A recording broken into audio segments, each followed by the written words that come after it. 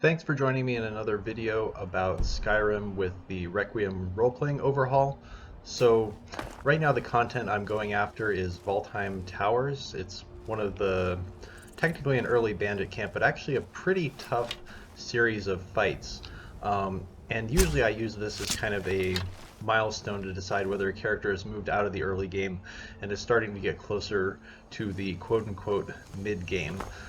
But I'll leave that in the background and as kind of a backdrop for the main discussion I wanted to talk about, which is the Dead is Dead modification that a lot of people either use with Requiem, advocate for using with Requiem, or are dead set against using with Requiem.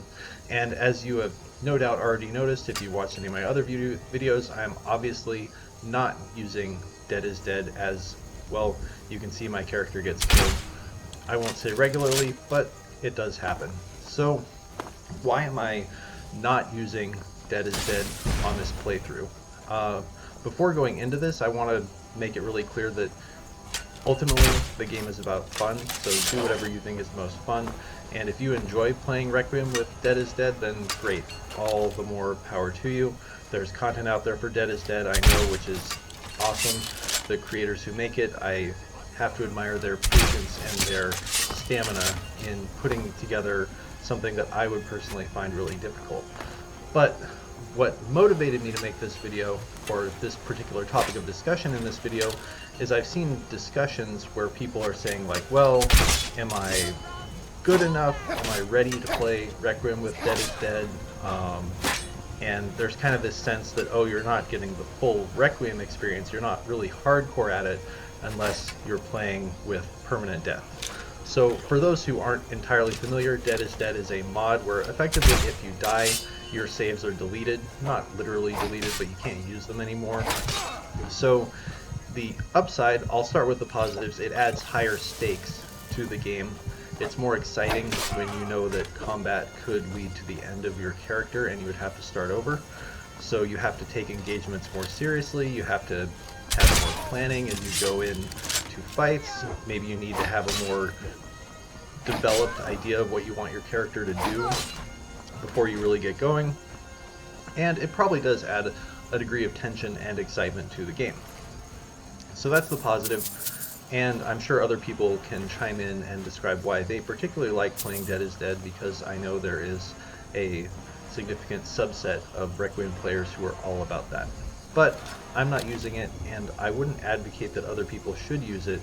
And really, what motivates me to talk about this is people seem to have this feeling of inferiority, or at least some people do, that they're not playing Requiem the truly hardcore way by not having permanent death. So in this, I wanted to talk about the reasons to not use the Dead is Dead mod, why I'm not using it, and why you should feel perfectly happy not using it as well. And I don't think you're missing out particularly on the experience of the game if you choose not to use Dead is Dead. So there's three main reasons that I choose not to use this mod. And the first is I think it limits the degree of exploration. Second, I think it forces you into metagaming or restricts your build choices. And then finally, the removal of choice. And I'll talk a little bit more at the end about comparing Dead is Dead for Requiem versus permanent death or hardcore mode in other action RPG games. So first, let's talk about exploration. So as you may have noticed already in this video, I wanted to explore a different way of approaching Valtheim Towers. Normally you go at it from the road, and I thought, well, what if you try it from the rocks behind?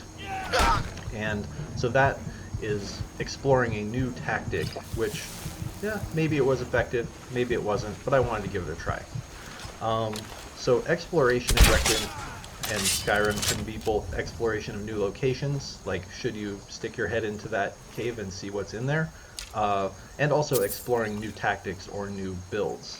So I think there's a big limitation on how much you can explore if you're playing with a permanent death mod, because, well, if you encounter a new area that maybe you haven't seen it before, maybe you don't recall it from your previous playthroughs of Skyrim, well, you probably don't want to go in there because it could be full of mages or vampires or whatever that would just potentially instantly kill you and reset you back to square zero of remaking your character. So there's kind of a disincentive to try new things, I think, and this won't apply to everybody. I'm sure there are some bold players out there who will explore freely, even with Dead is Dead on, but, well, they're the brave minority and they probably have to re-roll pretty often.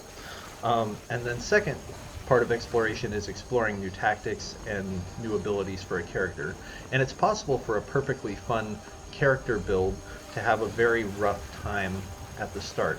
So I built this particular character to be as strong as possible at the start because I wanted to do Bleak Falls Barrow at level 1, something you could definitely never explore in attempting a Dead is Dead playthrough. So I've had a pretty strong early game due to the advantages I gave myself through the build. But suppose you wanted to be a sneaky diplomat illusionist. Well, speech, illusion, etc. don't really do much for you early on in the game. And you have a hard time.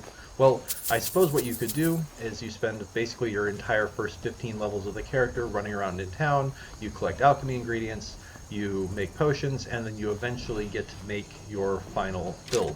But that sounds kind of tedious to have to do all of the time. And I guess what I'm saying with this is your choice of builds and your exploration of different approaches to Skyrim is pretty limited when the stakes are so high. If you make a mistake, you take an arrow at the wrong time, and then your playthrough is over. This ties into the second issue that I have with permanent death within Skyrim, which is I think it forces you into a position of metagaming a little bit too much. Because if you really want to be safe, well, I'm doing Valtheim Towers right now, character level is 8. If I were playing on permanent death, I probably wouldn't do it until character level 18, when pretty much everything here would be trivial for me to fight and kill. And as it is, I'm having a pretty challenging and difficult time doing it. It's possible, but it's hard. And it's very likely that if I knew that I would have to start my playthrough over again if something went wrong, I certainly wouldn't be attempting something like I'm doing right now. Instead, I'd be over-leveling.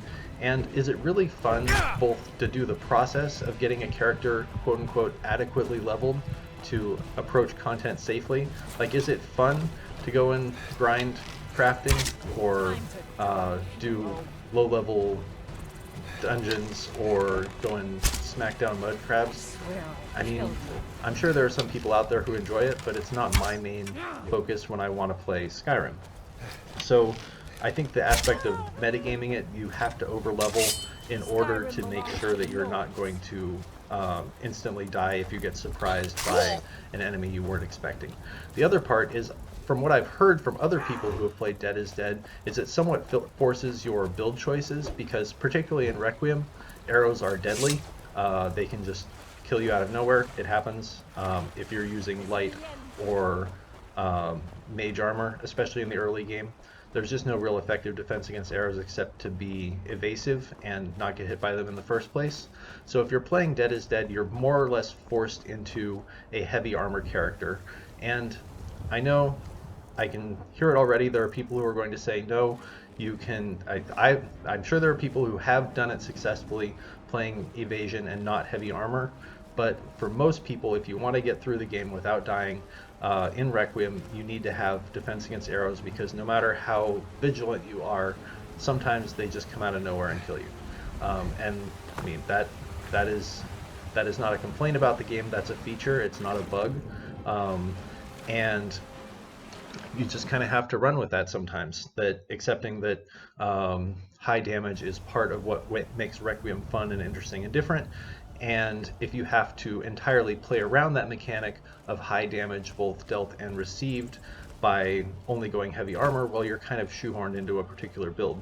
And me personally, I don't enjoy heavy armor characters because I want to be able to move fast. That's what makes the game fun for me, is being able to jump around and do kind of acrobatic moves in combat. That's interesting, it's fun for me, and you could never do that if you had to be insulated against arrows 100%. And just a quick comparison about permadeath in Skyrim versus in other games, because another game I've played and loved a lot is Path of Exile. And while very different from Skyrim, it is also an action RPG, although from an entirely different perspective, and there is a hardcore mode available in that, and you can choose to enable that at the beginning of the game, and then if you die, it is permanent. And I think the big difference between playing hardcore in something like Path of Exile versus Skyrim is open world and it encourages you to do exploration, as opposed to a more linear game where you go through a series of acts in a deterministic way. Like in Path of Exile, you proceed through the 10 acts, then you're in the end game, you go through the end game in a somewhat open but largely deterministic way that you are in escalating levels of difficulty. And it's very clear when you move from one tier of difficulty to another because they're signified at the outset by different monster levels. As opposed to Skyrim with Requiem, well, it's very open. You could wander into an area that appears to be relatively safe. I'm thinking, like, for example, in the middle of the Whiterun Plains, there's a vampire cave sitting there. It's much higher level and much more difficult than anything else in the Whiterun Plains, and so it is not linear at all, and in fact you can seek out higher difficulty at any time that you choose. And in fact, that's been kind of the purpose of this playthrough in this video series I've been doing, is seeking out a higher level of difficulty by doing Bleak Falls Barrow at level 1, which I would never encourage anyone else to do unless they're kind of a masochist or they just feel like challenging themselves for no particular reason. But look, you can choose to confront the harder content earlier with Skyrim than you can in other action RPGs, is my main point. So there is not such, in for example, Path of Exile, you're not deterred from doing harder content because while you have some degree of flexibility in the difficulty, the curve is somewhat set.